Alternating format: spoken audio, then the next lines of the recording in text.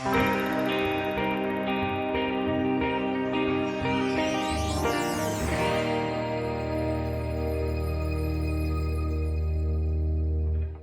los aspectos que más se han criticado en la enseñanza del derecho en México es que es poco práctica, que nos enseñan muchos conceptos, muchas abstracciones, muchas cuestiones, pero que luego no nos dicen cómo es la práctica en el ejercicio de la abogacía, nos dejan un poco desarmados al momento de salir de la carrera.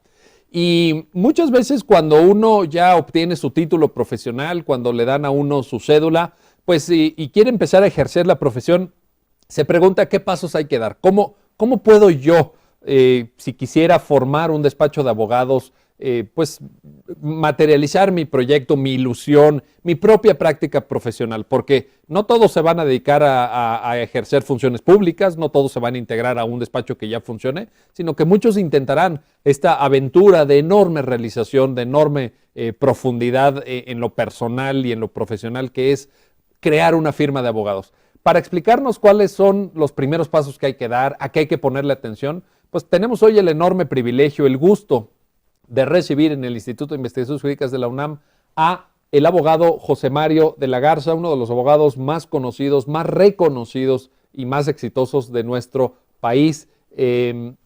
Pues José Mario, cuéntenos, ¿qué le aconsejaría a usted desde el punto de vista práctico a quienes nos están viendo para iniciar un despacho de abogados? ¿Qué hay que tomar en cuenta? Muchísimas gracias por la invitación en primero y por las palabras. Yo estoy muy contento de participar en estas cápsulas.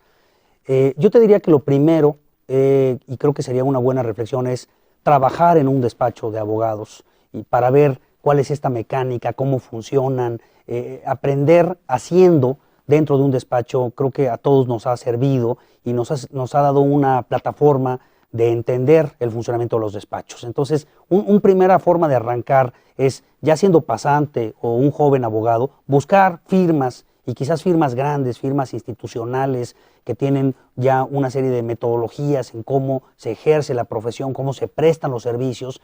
Eso puede dar una muy buena plataforma para entender el tamaño del reto de ir a formar tu propia firma, de tener este aprendizaje in situ, adentro de las firmas, conocer a los socios, a los asociados, los sistemas de cobro, las relaciones con el cliente, las juntas, cómo se capta, por ejemplo, un negocio, cómo se hace un presupuesto de honorarios, qué tipo de documentos se firman cuando se capta un cliente, cómo se reparte el dinero entre los integrantes de una firma. Todo este tipo de aprendizaje que en México efectivamente no lo hemos llevado a las universidades. No se enseña en la carrera. No se enseña, y hay pocos libros en nuestro país que hablen de este tema. No se ha profesionalizado, vamos a decirlo así.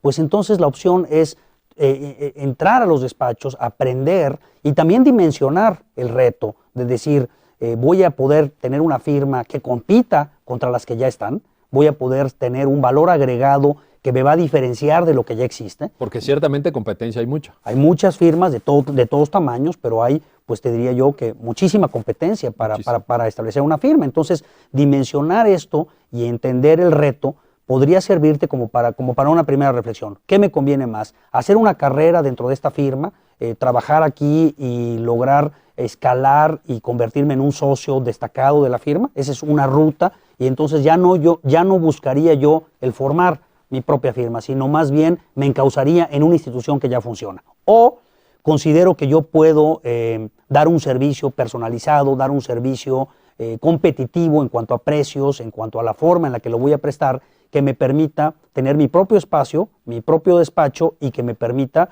pues, obtener un ingreso, porque efectivamente, como decías, parece que la profesión nos enseñan mucha teoría, pero poca práctica. Cómo se cobran los honorarios. A ver, ¿cómo se cobran? Vamos por ahí, vamos al tema, algunas opciones. Es decir, ¿Qué mecanismos de cobro hay para los abogados?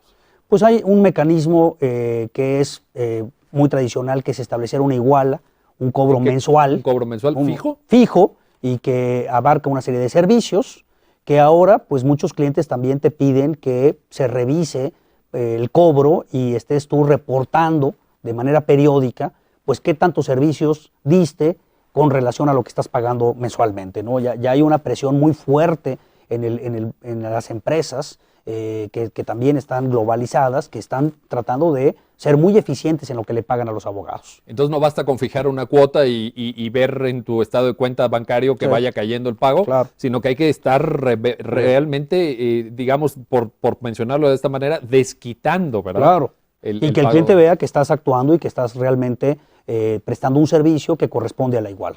Algunas firmas lo que hacen es medir los servicios que prestan, contabilizar cuántas horas le dedican para ir comparando esto contra la iguala y írselo informando al cliente, y hay muchas firmas que ya están dispuestas a ajustar a la alza y a la baja las igualas de manera que se adecúen a lo que está pasando con el tipo de trabajo que se les presta. Esa es una forma. La otra forma que también existe, que es traída de los despachos de Estados Unidos, es el cobro por hora.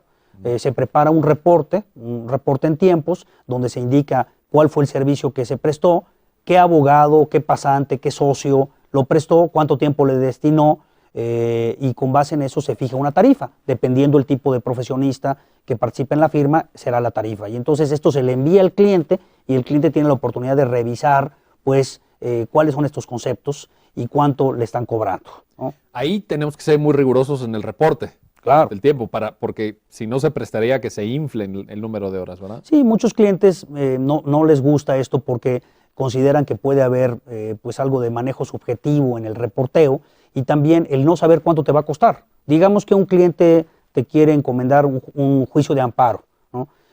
Cuando el cliente te contrata, pues lo que necesita es saber cuánto le va a costar la representación, cuánto le va a costar que el despacho intervenga. Si es por horas, pues está a las horas que se intervengan, a las horas que se le dediquen, y entonces el costo pues es variable, ¿no?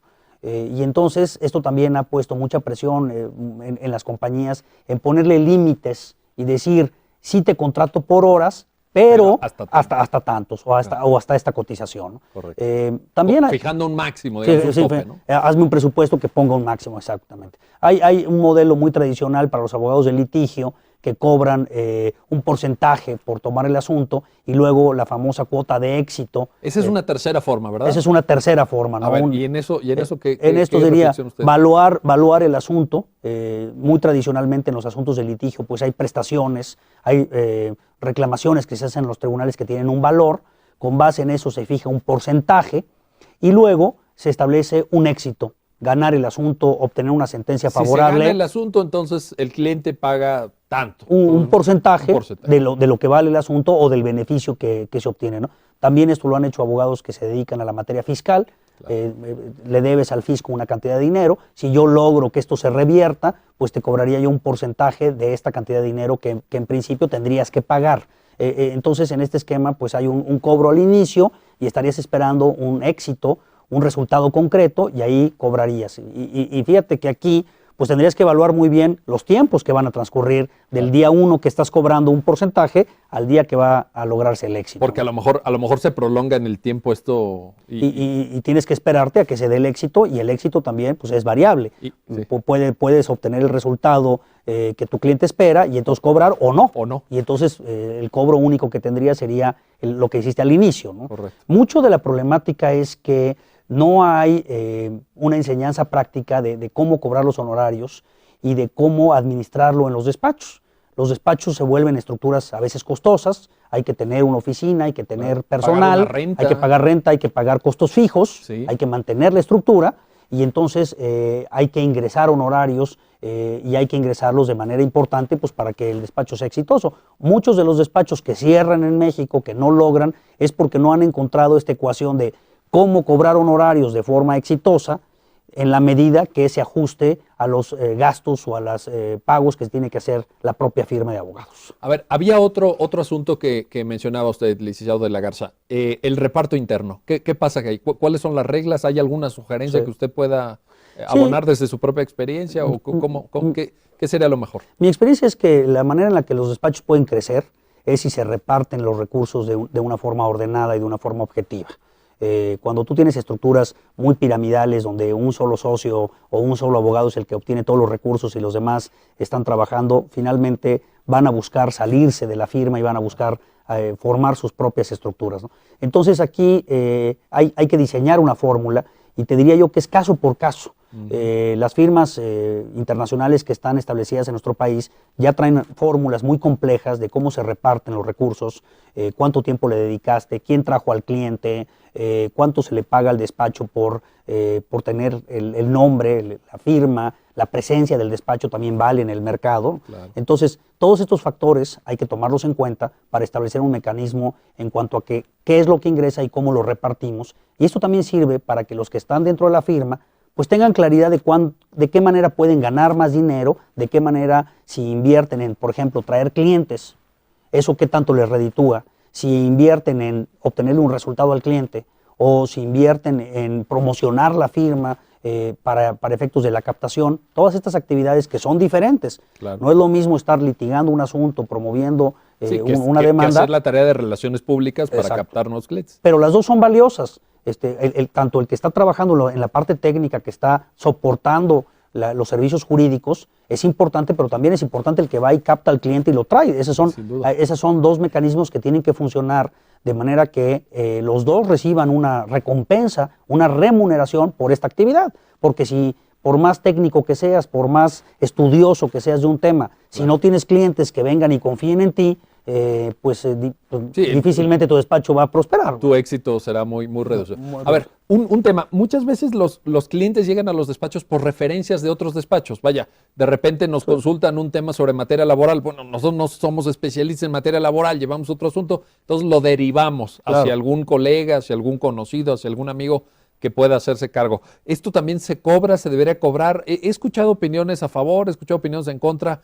¿Cuál es su punto de vista? Las referencias. Sí, las referencias ¿deberían de dar los lugar a clientes, alguna remuneración? Las referencias de los clientes en el mercado afuera se cobran.